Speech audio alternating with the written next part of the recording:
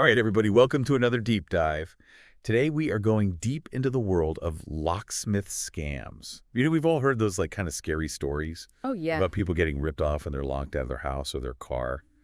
But today we're going way beyond just those warnings. We're going to give you the knowledge to not just spot these scams, Yeah, but to understand the psychology behind how these scams work. right. Our mission is to make you a scammer's worst nightmare.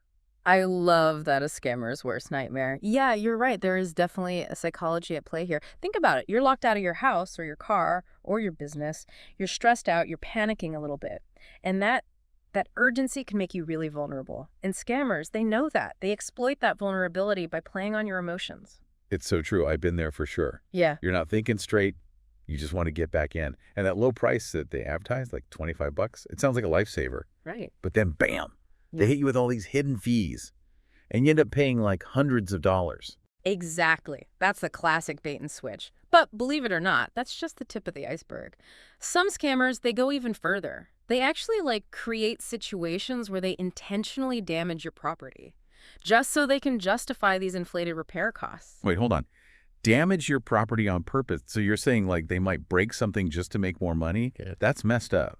It is, unfortunately. Imagine you call a locksmith to open your car door. Right. The scammer might actually damage the lock mechanism, and then they turn around and claim that it was already broken and it needs to be completely replaced. And suddenly that quick fix turns into this major expense. It's a tactic that really preys on your assumption that they're there to help you, not to make the problem even worse. Wow. I'm starting to see why you call this a fascinating and frightening world. This is like a psychological thriller, but in real life. And just like in a thriller, understanding the villain's methods is key to staying one step ahead. So let's break down some of these common scam tactics so you can recognize them if you ever encounter them in action. One of the most prevalent scams is the fake company ploy. So what they do is they create these websites and listings that mimic legitimate businesses, often using names that are almost identical to well-known locksmith companies. And they might even use unmarked vans to further that illusion. So it's not just about watching out for a shady-looking person. You have to be really savvy about verifying the company itself. Exactly, because scammers are getting more sophisticated. They're not always those stereotypical fly-by-night operators. They put a lot of effort into creating this appearance of legitimacy to gain your trust. Okay, so let's talk about that trust. How can we be more discerning about who we trust with our locks and ultimately our safety? That's where those red flags come in. It's all about training your eye to spot those subtle clues that something just isn't right. Or for example, a legitimate locksmith will pretty much always arrive in a marked vehicle. That clearly displays the company name and logo. Right, that makes sense. It's a simple visual cue that can tell you a lot about a company's legitimacy. Right. And speaking of legitimacy, Mm-hmm. always ask for identification. A reputable locksmith should have a business card, maybe a license, depending on your state and local laws. And they should be able to prove their credentials to you. If they hesitate or get defensive when you ask, that is a huge red flag. So don't be shy about asking for ID. It's your right as a consumer to know who you're dealing with. Absolutely. And it's not just about being assertive. It's about projecting this air of awareness. Scammers often target people that they perceive as easy marks. By being informed and asking the right questions, you're signaling that you're not going to be an easy target. I like that. It's like putting up a mental beware of dog sign for scammers. Exactly. And here's another crucial tip. Be wary of those too good to be true estimates. If a locksmith quotes you a ridiculously low price over the phone, like that $25 we mentioned earlier, chances are they're going to jack it up once they arrive. That's why it's so important to get a detailed written estimate before any work begins, right? Absolutely. And don't be afraid to ask about any potential additional fees. A reputable locksmith will be completely transparent about their pricing, and they will be happy to answer any questions you have. So it all comes down to transparency and clear communication. Exactly. A legitimate business will be upfront about their services and their pricing. There's no need for games or trickery when you're providing a valuable service. So we've covered some of the most common scams, but is there anything else that listeners should be on the lookout for? Any other red flags that might not be so obvious? There are definitely some subtler signs to watch out for. Pay attention to the locksmith's behavior, if they seem rushed or pushy, or if they're trying to pressure you into making a quick decision. That's a major warning sign. They might try to hurry you into agreeing to unnecessary services, or paying a higher price before you have a chance to think clearly. So it's almost like a high-pressure sales tactic. In a way, yes. They're relying on your emotional state to cloud your judgment.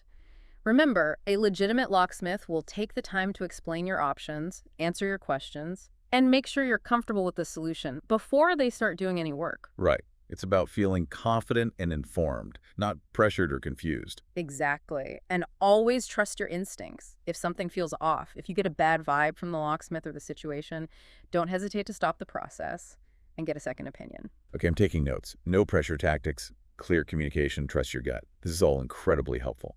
But I'm curious, are there ways to protect ourselves, even before we find ourselves in a lockout situation? Absolutely.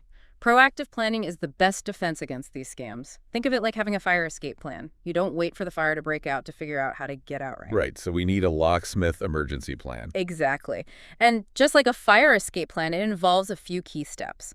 The first is to do your research and find a reputable locksmith in your area before you actually need one. That way you'll have their contact information readily available if an emergency does happen. It's like building your own personal network of trusted professionals. Yeah. So how do we go about vetting a potential locksmith? Where do we even start? Well, there are several steps you can take, and we'll dive into those in just a minute. But the key is to be proactive and informed. Remember, knowledge is power. I love that. We'll be right back with more tips and strategies to make you a locksmith scam-busting pro. We're back and ready for more locksmith scam busting. Before the break, we were talking about how to vet a locksmith before you need one. What are some of those steps? Okay, well, one place to start is with their credentials. In some states, locksmiths actually have to be licensed.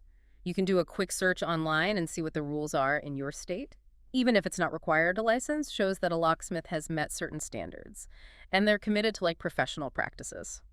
Okay, so a license is a good indicator, but it's not a guarantee, right? Because, I mean, even a licensed professional could still engage in some shady stuff. That's true. A license isn't foolproof. That's why it's also a good idea to see. If they're a member of a professional organization like the Associated Locksmiths of America, they're also known as ALOA, these groups usually have codes of ethics, and they give their members resources to stay up to date on the best practices. That makes sense.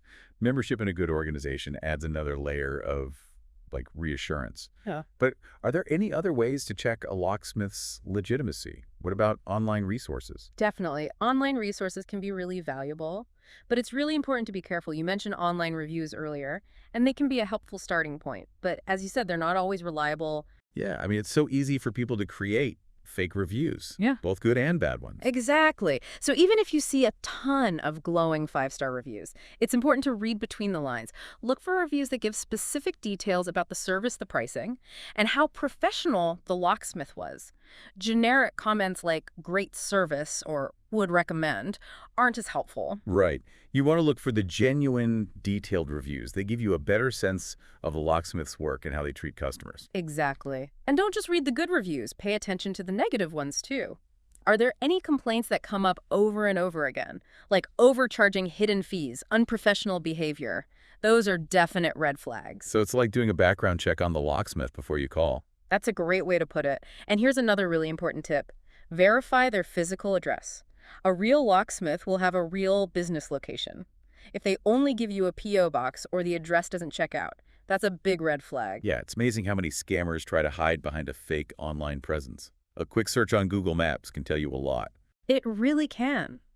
And on that note, there are some great websites out there that are specifically designed to expose locksmith scams, and they provide lists of reputable locksmiths. These sites often have forums where people can share their experiences and warn others about scammers or bad companies. That's great. It's like a digital neighborhood watch for locksmith services. Exactly.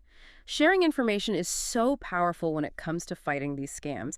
And remember, even after you've done your research and picked a locksmith, it's still a good idea to be cautious. You're right. It's about staying aware throughout the whole process. So let's say we've found a reputable locksmith, and now we're in that dreaded locked-out situation. What are some key things to keep in mind? Okay, well, first of all, remember that you're the one in control. Don't let the urgency of the situation make you do anything rash. Take a deep breath, think about what's going on, and don't be afraid to ask questions. That's a great reminder. It's so easy to let stress take over, but we got to remember our scam-busting strategies. Exactly. One of the most important strategies is to get a detailed written estimate. Before any work is done, make sure you understand everything that's included. And don't be afraid to negotiate. A good locksmith will work with you to find a solution that fits your budget. So it's just like any other service. You have the right to know what it will cost and agree to the terms before the work starts. Exactly. And watch out for those pressure tactics. If they try to rush you or use scare tactics to get you to pay more, that's a bad sign. A real professional will be patient, understanding, and they'll give you the time you need to make a good decision.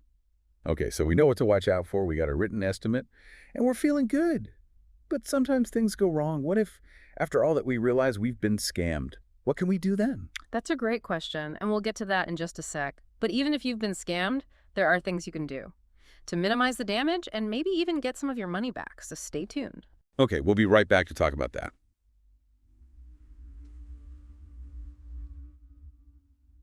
Okay, we're back, and unfortunately, we're talking about what happens if. Despite our best efforts, we find ourselves the victim of a locksmith scam. I imagine it can feel pretty awful. Yeah, it really can. It's important to acknowledge those feelings, you know? It's not just about the money, it's about feeling betrayed. But even if you've been scammed, you're not helpless. There are things you can do to try to get your money back and to fight back. Okay, that makes me feel a little better. Ah, Because in those moments, it can feel like there's nothing you can do. yeah. So what's the first step? Well, if you paid with a credit card, you should call your credit card company right away and tell them what happened. Dispute the charges. Most credit card companies have ways to protect you from fraud, so they might be able to reverse the charges, or at least investigate what happened. So it pays to use plastic in these situations. What if you paid with cash or debit card, though? Well, even if you paid with cash or debit, you should still file a complaint with the Better Business Bureau, the BBB you know.